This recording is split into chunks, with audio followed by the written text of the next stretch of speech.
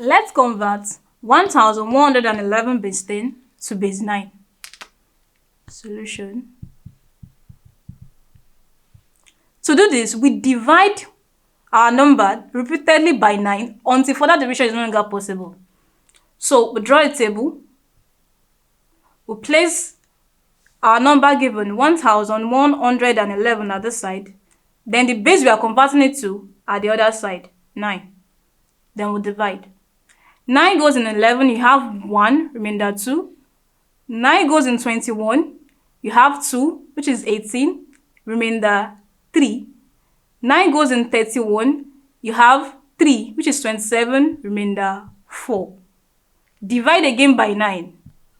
9 goes in 12, you have 1, remainder 3. 9 goes in 33, you have 3, which is 27, remainder 6. Divide again by 9. 9 goes in 13, you have 1, remainder 4. Divide again by 9. 9 goes in 1, you have 0, remainder 1. Here, further division is no longer possible, so we take our remainders upwards. Therefore, 1111 base 10 equals 1, 4, 6, 4 base 9.